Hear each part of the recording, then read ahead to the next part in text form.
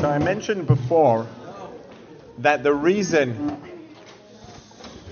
God's interest in creating the world, the reason that we're here, the reason that time and space exists, the reason that the Milky Way galaxy exists, the reason that planet Earth exists, is for us to unite matter and spirit. But there's another reason.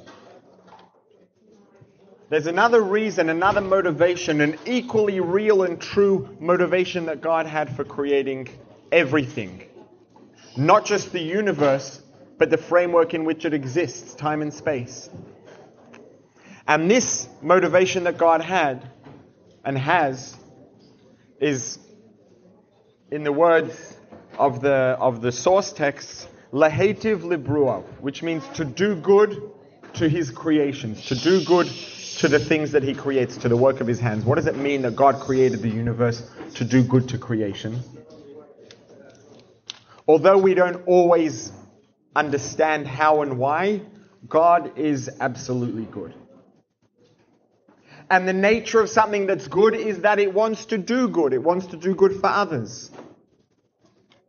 What's the best thing that God could possibly do for us? For any entity, for any individual? When I was in high school, whenever there was a graduation, there were 2 awards for every subject. For the Hebrew subjects and for science and math and history, etc., etc. There was an excellence award, which was the award for the person who excelled, the person who got the best mark. And there was a second award. The second award was the achievement award. And the person who got the achievement award may have gotten 57% on the end of year exam. But when that student came in at the beginning of the year and got 13, and went home and studied and did homework and asked questions and put in effort and put in more effort, and the next test they got 23, and then they got up to a 28 and a 34, and eventually they made it up to 48 or 53 or whatever they got up to, that 53 in some ways is worth more than the other student's 100. That student who got 100% on the test and got the Excellence Award, they may have gotten 100 had they taken the test on day 1 before they attended any of the classes, because they're just an unusually gifted person. They didn't achieve anything. They didn't change. They didn't grow. They didn't make anything new. It's just the way they are. They just did their thing. Lions in the wild hunt game, and this person gets 100% on tests. It's just their nature. But you have the student who came in at the beginning and started off on a 13 and a 17 and a 23 and a 28 and managed to get up to barely a pass to a 52% on the end of year exam. That 52 that student got was an achievement. What does an achievement mean? It means that this student turned themselves into a new person. They changed. The person that did that exam and got 52, 53% at the end of the year is not the same one that came in the beginning of the year and got 13 or 17. They worked, and they grew, and they changed. They became a new entity. Animals can't change their nature. Not because they're not good enough, just because they're not designed to. They don't. They just do their thing. We also have natures. And we are, to some degree, animals. We're Homo sapiens, human animals. And we can do the same as the animal kingdom. We can just go through life and respond to our nature. But what is it that sets humans apart from the animal kingdom? There are some things that just make us separate to everything else. Mammals are different to reptiles, etc., and they're different to birds. But humans are different to everything. We're in a separate category. And some of the most important things that separate us are the fact that we have articulate speech, which no other species has. And we can think abstract thoughts. We can understand morals. We can understand the value of growth. We can understand that what we feel like doing isn't always the ideal thing to do. We have that gift. And that gift means that we're able to do things against our natural tendencies, against our human urges, against what we feel like. We can work on ourselves. We can grow. We can become stronger in personality. We can become stronger in character. And when we achieve, when we change, when we grow, when we become someone new, the word creation means, what does it mean to create something? When you create something, when you say someone's creative, what do creative people do? Creative people come up with things that no one else ever thought of. There are some people who are good at critiquing and criticizing and looking at something and figuring out how to make it better. That's not called being creative. That's called being critical or strategic. Being creative means coming up with something new.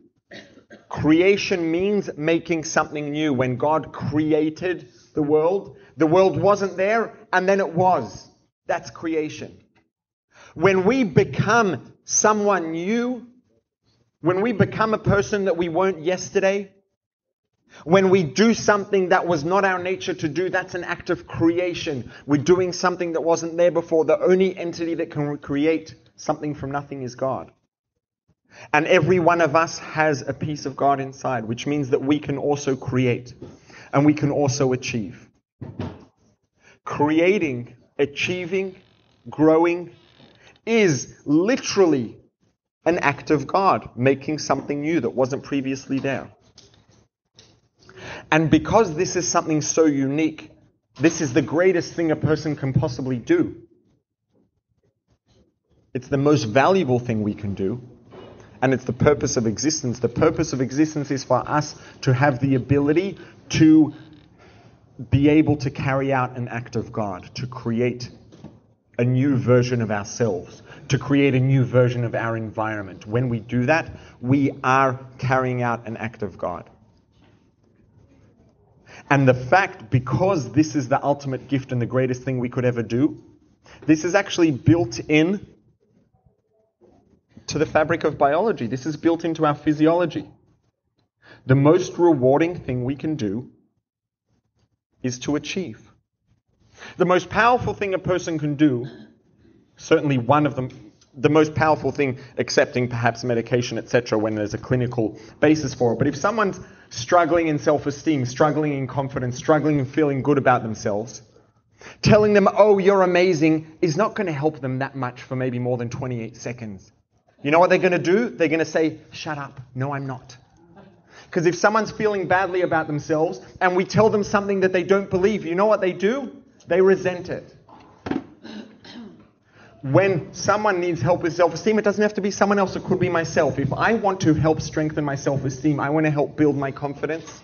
I want to help give myself the ultimate biological reward. The way to do that is not to tell myself that I'm amazing. It's to prove it. It's to go out and do something, to challenge myself and do something where I grow and I achieve. And when we achieve, when we do something new, when we push the boundaries, we create. When we create, that's an act of God. And when we achieve and grow, when we develop our skills and develop our abilities, or help other people do the same, that is the most powerful thing we can do to feel better about ourselves. It's not necessarily intuitive, but it's the reality. And it's the reality according to the data. The most powerful way to improve self-esteem is to prove it, to achieve. Get out there and make a change. Make a change in ourselves, make a change in our environment. When we make a change, we have carried out an act of God.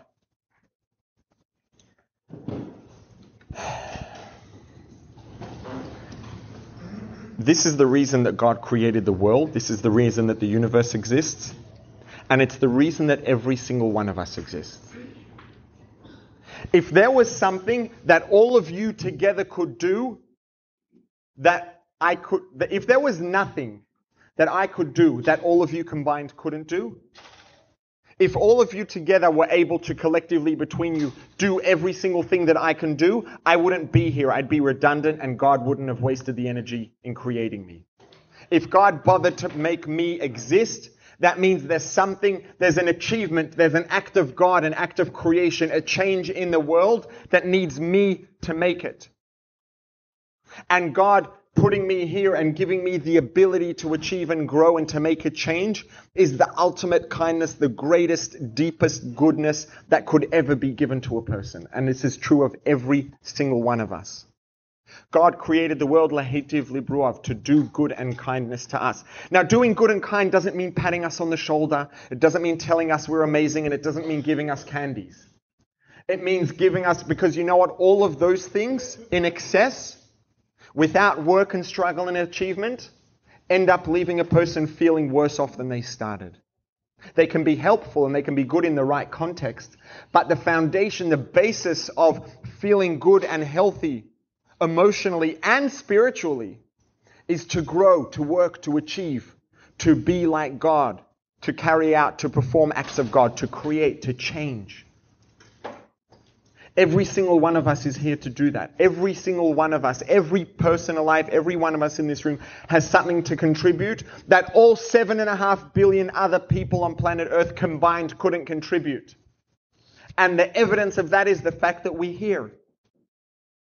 If everybody else in the world could achieve what you could achieve without you, all 7.5 billion combined could achieve everything that you can achieve, then you wouldn't be here. God doesn't make mistakes.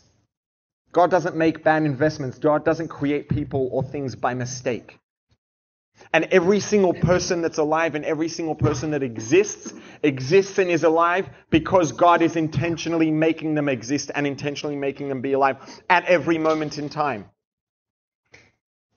There's at least an anecdote, a discussion between people, perhaps of different faiths, discussing what God would do if God wanted to destroy the world. If God was angry and wanted to get rid of the world, maybe God would make a flood. Well, no, because first of all, that would just kill life, but it wouldn't get rid of planet Earth. It wouldn't get rid of the universe. And besides, God said that he's not going to make another flood. Well, God could burn the universe. It wouldn't be here anymore, but there'd still be ashes and there'd still be vapor. But all of these are ridiculously absurd in that they're coming from the wrong place. God doesn't need to destroy the world. God could just not bother making it be here anymore, and it just wouldn't. God doesn't need to destroy. God's actively, intentionally making the world exist at every moment in time. All he has to do is stop bothering. It wouldn't be here anymore. So every one of us who's here is here because God is bothering to intentionally create each of us individually with the mind that each of us has and with the heart that each of us has, with the emotional profile that each of us has and with the tendencies and the strengths and the weaknesses and the good habits and the bad habits that each of us has. God is intentionally making us exist the way that we are, and if God's bothering to make each of us exist, that means it's worthwhile investment. And that means that the rest of humanity without any given one of us would be lacking. There's a contribution, an act of God, a change that every single one of us can make in the world that everybody else combined, all 7.5 billion other people combined, couldn't make. Because if it was, if there wasn't something that each of us could do that everyone else couldn't, it would have been a waste of God's effort. And God doesn't make mistakes. God doesn't waste. Wasting is a sin. It is a prohibition in the Torah to waste, and God observes all the commandments that he gives us, it says in Medrash. If God tells us not to waste, then God doesn't waste either. And if God bothers to put in the time and effort to make each of us exist, he has a very good reason. And that means that none of us is redundant. And there's a contribution, a change, an act of creation that the universe, that humanity, that Torah, that mitzvahs that God is waiting for, that every single one of us has something we can give and do and make and change that everybody else combined couldn't make and couldn't give and couldn't contribute. And keeping in mind that this is the purpose, once we have, when you do the math, we understand that we're here to contribute, and contributing is the most powerful thing a person can do. It's an act of God. And that God creates every single one of us individually, intentionally, the way we are at every moment in time. It's literally mathematically impossible that any one of us doesn't have a unique contribution to make that everybody else combined couldn't make without us. And I think this is something that's a good idea to always keep in your back pocket at the very least.